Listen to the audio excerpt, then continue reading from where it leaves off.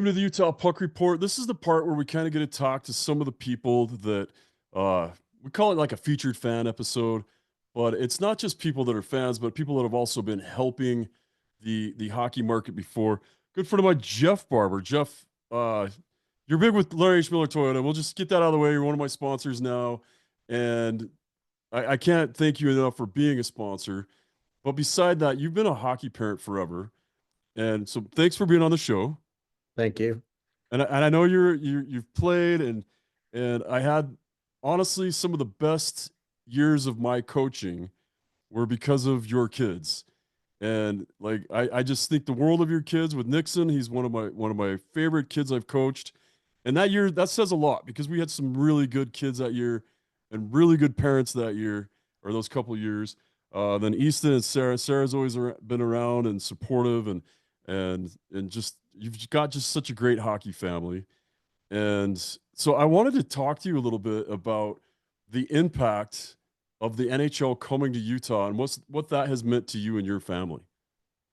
Well, yeah, thanks for letting me be on, Jay. I mean, yeah, we go back 15 plus years, and we've spent a lot of time in cold rinks watching terrible hockey, and watched a lot of really great hockey all over the country. You know, one of my favorite memories is you and I trying to figure out if we needed to break up two ladies fighting at the old Joe Louis Arena with with a bunch of kids who were there for a tournament in Detroit. And our family came to hockey in Southern California in a non-traditional market.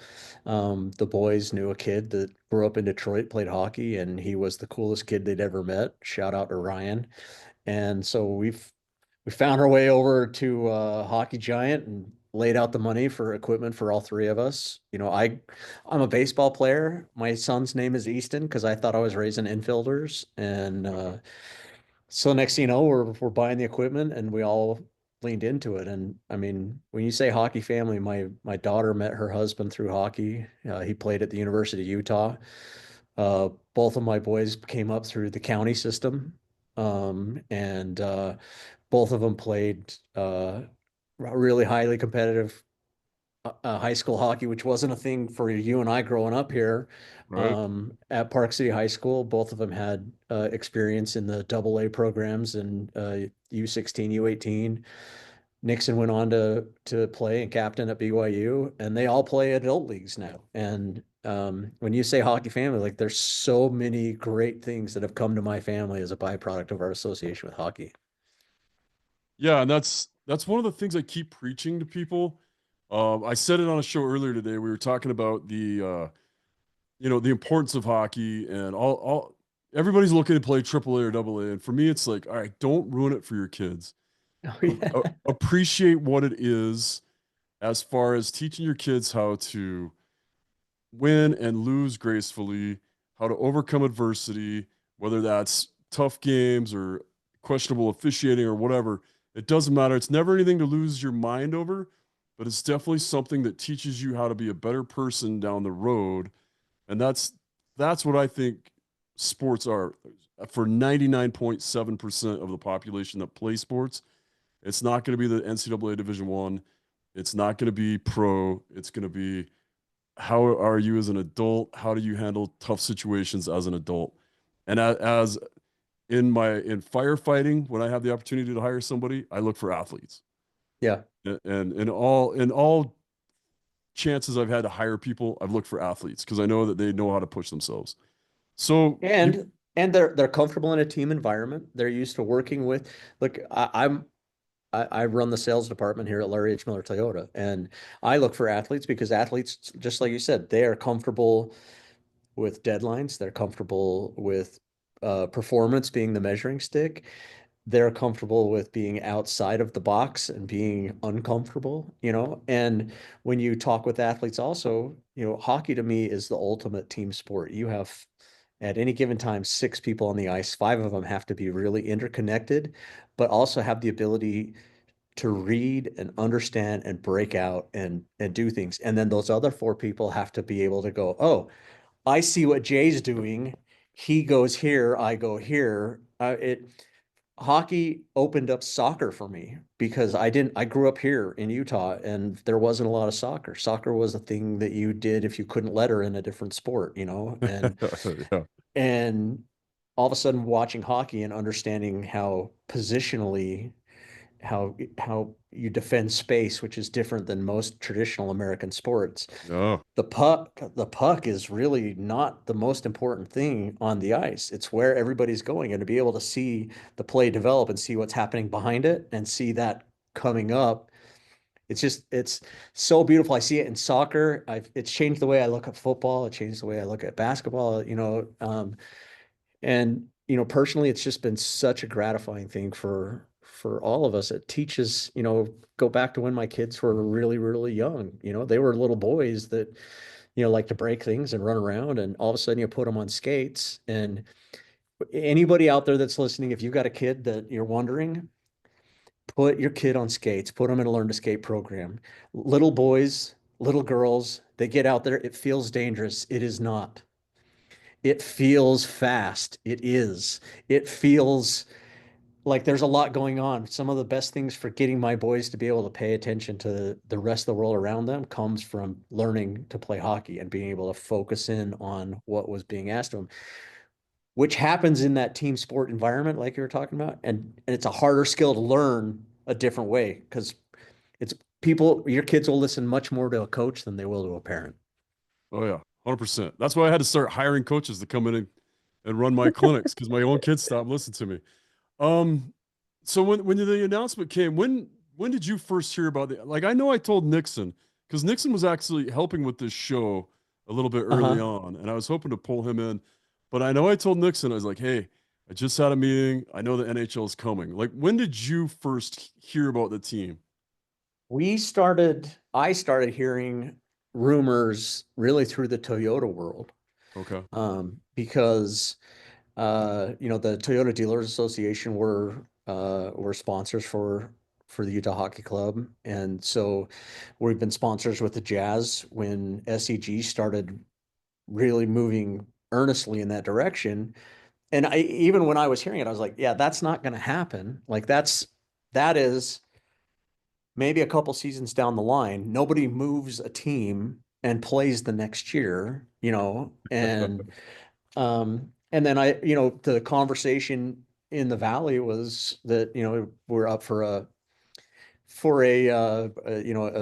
new team, an expansion team, and there was so much discussion about new ballpark development and all of these things. And it was all kind of tied together. And then all of a sudden, this gained a momentum that I don't think anybody outside of Ryan Smith and his group of guys could have anticipated, because it went from, hey, there's a chance we can get the Coyotes, to, ladies and gentlemen, at the Delta Center, this is the former Arizona Coyotes. And I remember watching that press conference when those guys came in, and there were more people in that arena than had been at their last three home games combined, Oh yeah. to welcome a group of guys they knew nothing about, and all of a sudden they show there. And I think that welcome for the team really helped,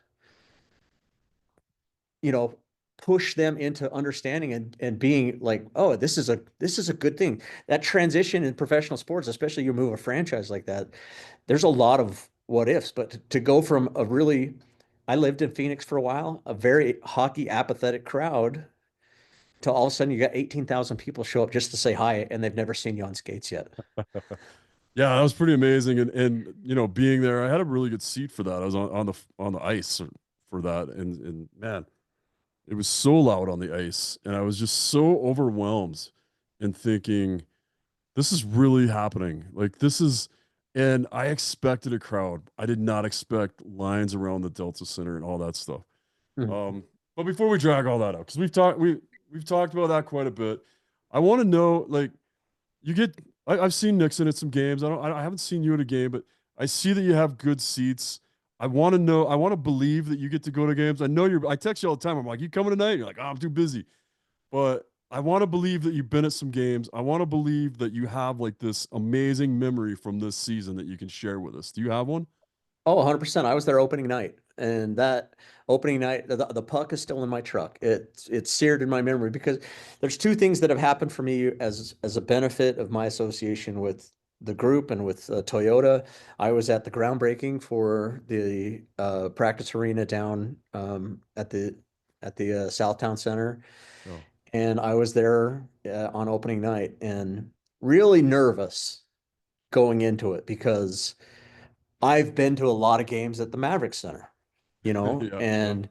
and wondering how well the crowd translates and how well I've seen hockey. I've seen some of the Kings exhibition games in the Delta Center. I've seen, a lot of good and bad hockey. I've been to a lot of NHL arenas. And so wondering, were we going to get it? Was this pretty virgin hockey crowd going to understand and get and feel the energy and relate to the speed and relate to the size of these guys? And uh, I again, just a lot of credit to the SEG group because they have built a monster in that arena, and it's loud. People understand the game. When things are not super clear, there's little graphics and things to help people understand. There's plenty of resources available to get people broken into and understanding what hockey is. And you can't go in that arena and not feed off the energy. Yeah. One of my personal heroes, ESPN was there that night. Mark Messier was up there. I got pictures of Mark Messier. I'm a Rangers fan, former Ranger, one of my favorite Rangers in the last, 15, 20 years. Does play-by-play here. He was part of our almost successful cup run in 14. And Oh, okay. yeah, in fact, you introduced my son Nixon to the Stanley Cup with Trevor Lewis, Yeah. and Nixon laughed because he loves to tell this story. He didn't touch the cup, not because he was afraid he wouldn't be able to get it, but because the Kings took the Rangers Cup that year, so he wouldn't put his hands on it. I didn't know that's why. That's hilarious. I love that. You know, and I've talked about this on before. Um, and I just regret it so much because the Stanley Cups, I've been to three Stanley Cup parties, George Peros's Mm-hmm. and then Trevor's, both of Trevor's. And the last one, we had the cup with us the whole time, and Tegan got pictures with it, and I'm drinking out of the cup, and even Monica, who, a good BYU grad, my wife, who doesn't drink, hardly ever Uh-huh. drink, and she drank out of the cup, and I was like, Tegan wouldn't do it because he's just such a rule follower. Yeah. And I'm like, well, we should have just dumped out and put root beer or something in it so he could have drank from the cup. But then also in the back of my mind, I'm like, well, he's still draft eligible. He's still, could play. Like at the time, he was still looking at the USHL. So I'm like, maybe not. But man, what an amazing thing. And speaking of which, Trevor Lewis coming into town tomorrow night, which Unbelievable that and for those of us who've been in, like, we know every guy that came up through Salt Lake hockey and Salt Lake County program. Anybody that strapped on skates in one of the arenas, and I was out in California when the Olympics came.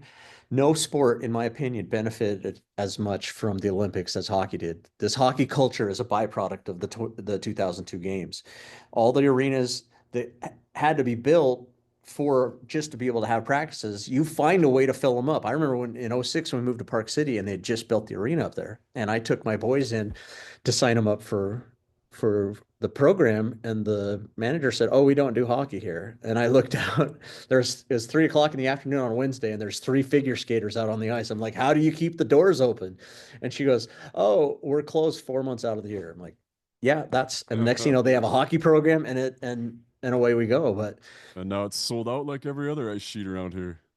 yeah, and the growth of hockey, going back to when your son and my sons were playing in high school, we had one division of high school hockey. Now there's two super competitive divisions of high school hockey that are high school programs up and down the Wasatch Front and back. And you can want to play. It was a big point of pride for both of my boys to play for Park City, to have the name of the city on their jersey, Yeah, for and to sure. see high school kids be able to go out and play, and then not just play, but now with the NHL here, to see the end result of what can be, to keep that dream alive and not have to traipse all over the country, to spend your high school years in Minnesota like you had to do, and have to leave your family and go somewhere else. You can do all of those things and come out of it here in Utah. Yeah, and with Smith Entertainment Group announcing that they're trying to get 20 more rinks, and so I don't know if you've seen my Facebook page is blowing up with people saying no rinks are $50,000, $60,000, but I had the privilege of taking you guys and that team to where I crafted my hockey at Shattuck St. Mary's, and One to of the see great experiences of my life. that's awesome to hear, and to be on that ice and to have those kids on that ice meant a lot to me. But I think it also, granted, they have the other sheet now where they have really nice stuff. But when you were at that barn at Shattuck St. Mary, I made sure we were on Yeah. the old ice, Yeah. and I'm like, this is a barn that you could build right now in most cities for a couple $1 million, Yeah. and that's what I'm looking for. That's what I really hope happens here. And like you said, you have your name, your city name on your jersey, and you get to really feel a part of it. And I think, Hmm. I did play for Murray High. It meant everything to me. That's where I started. That's where I finished. I did spend some time in the middle at Shattuck, but I think if you look at a rink like that, it's a barn. That's why they're Oh called yeah. barns. And you can afford that. And for him to Yeah. come in and say, "Hey, I'm going to get $500,000 for up to 20 rinks," like team up with some other people and build a rink. A couple million, 3 million. You can do it. I'm giving you a quarter of the money up front. A conversation my wife and I used to have all the time when we'd occasionally drive out to Evanston to pick up lottery tickets was, if we won the lottery, we could create a hockey explosion here. You could fund the programs that are fledgling programs at Utah State, the University of Utah, BYU, UVU, Weber State. You can put some money into those to create all of a sudden a Division I bracket right here in the state of Utah. And at the time, Arizona State was developing their Division I program, and so like that, it seemed really great. But to be able to do that, I played in a rink in Southern California that was carved out of an old grocery store. You Yeah. know, there are a lot of commercial buildings available up and down the state that don't look like hockey arenas. But guess what? The Macy's at Southtown Center didn't look like a hockey arena. And when they're done with it, it's going to look like two sheets of ice.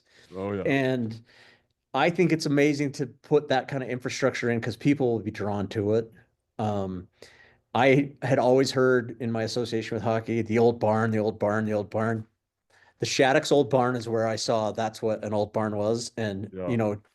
for me and for Nixon to have been out there on the ice, it's kind of like the high church of hockey for us. It's the coolest place we've ever had our skates on.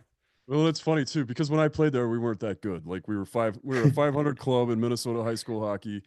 That was just I'd like to think I laid a lot of the groundwork down by suffering a lot of losses there. But yeah, and then one of my other favorite places I ever played was a natural rink for my junior college in North Dakota, and same thing. You just take kind of a pride and ownership of that being your barn. Yeah, it's not as nice as the big fancy rinks that you're going to see in Vegas or wherever else, but there's something so cool about just having that little barn to yourself, especially if your community owns it and you can get out there and just have free time with a bunch of people from your community or even with yourself. Like that is the garden of peace for guys like us probably. Yeah, Um and I mean, just really quickly, one of the things that provided a ton of memories for us, Randy Hanscat is another hockey dad. He grew up in the Midwest, wanted his kids to have pond hockey, so he would get up and go out to the ponds, out in Park City, out in the river in the Old Ranch Road area, and create an ice sheet there on the pond. And I have memories playing pond hockey with my boys in Park City that will be part of my favorite memories forever. That yeah. there's such a family element when you talk about how is hockey coming, like no one in hockey wants a kid to have a bad experience. And my family is a prime example of it. My kid had a great experience with hockey, and now we're all diehards. My daughter and her husband have season tickets. I go to as many games. I travel 4 or 5 times a year just to watch hockey games. And all because when my kids stumbled into an arena, somebody said, "Hey, here's fresh blood." And I grew up in a baseball town. I grew up in Spanish Fork. You either were in the baseball community or you were not in the baseball community. And cracking into the baseball community was difficult. Hockey, it's like, hey, you're here. And the way that hockey is played, you can't have one guy who's great and five guys that aren't. You have to coach and teach the team to be able to five guys treading water in the same direction. And so you wrap your arms around every kid. I've been on the ice coaching as well, and you wrap your arms around every kid and make sure that they are loving it, and they do, and then you baptize a whole family in the hockey world. Yeah, 100%. And that story is how so many people got into hockey. It was just something like that. And I tell people all the time, hey, if you want to play, grab gear, go to a drop in. They're like, oh, I can't just step in. I said, I guarantee when you go there, and if you walk in the locker room, be like, hey, this is my first time playing in a scrimmage, or this is my first time on the ice, and they will help you. They'll make sure your equipment's on right, and they will teach you whatever you need to know, and including learning the rules. That's how I did it. I started Yep. here and somebody had to tell me what offsides was or whatever. And then I jumped in the net and people were helping me just like I try to help people. And it happens every day at every rink in Utah and across the world, I think. I think hockey's unique that way. We want Yeah. everybody to love it as much as we love it. Yeah. The first time I ever skated, I went to a drop in at the Aliso Viejo rink and I screwed up and it turned out it was spring break for everybody. So I go for first time on the ice and I'm sweating sitting in my gear and these guys are just it's a dog track. They're just racing up and down and I get out there and do a couple of turns and can't get off the ice fast enough. And I'm sitting there after a couple of shifts and I'm just like huffing and puffing. And this old grizzled Canadian with no visor, missing a couple teeth, he looks over at me and and he can see I'm just like trying to keep from letting it go. And he just goes, just effing puke. You can only do it once. And it was like permission. I puked everywhere. I was like, okay, there's a level of cardio that I'm not prepared for to be playing hockey yet. That's awesome. Well, I wanted to have you on just to thank you guys for all you do. And, you know, Toyota's been a big sponsor of hockey. You reached out to me and wanted to be a sponsor of this podcast, which means a lot to me. And we haven't had problems selling this podcast, luckily. Mhm. And but it was cool to just say, hey, I want a hockey sponsor. Like I wanted somebody that's a hockey family and a hockey company to be the sponsor. And um, I appreciate all you do, and I love your family. Absolutely love your family, and they've done so much for me over the years. Just inspirations and so much We fun. it, we introduced you to FaceTiming your pets, you know. That's true. That's true.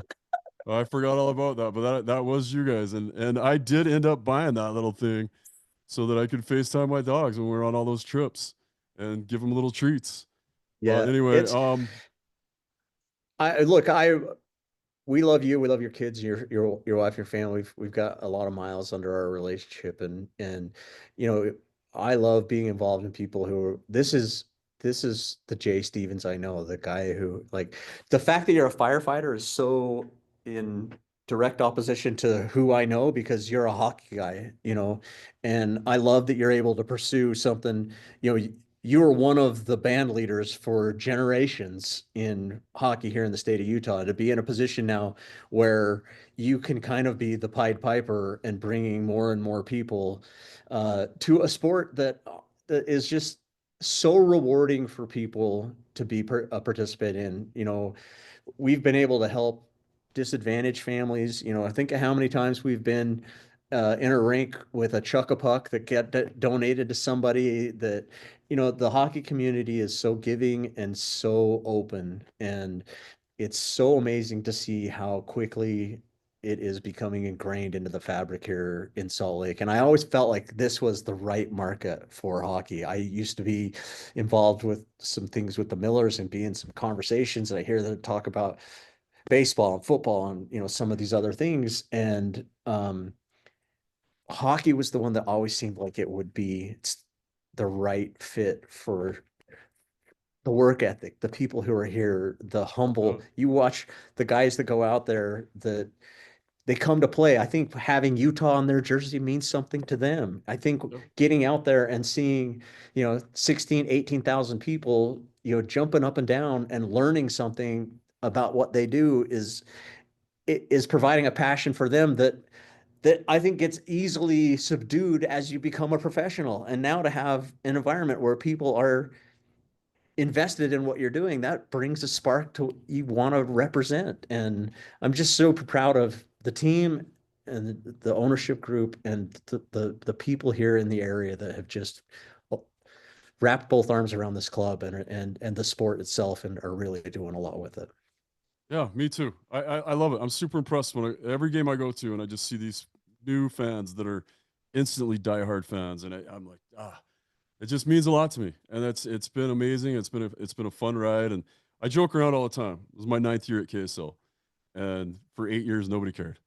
Like you know what I mean? Like it was nice of KSL to support me. They're like, hey, we like the Utah Grizzlies. We think there is hockey here, and we want to support it. We want to talk about it. We realize we don't talk about it much on the news, but they supported me in doing it, and I was getting a couple thousand downloads an episode or whatever, and now you're like, hey, that's way more than we thought you'd get. We thought this was just your passion project.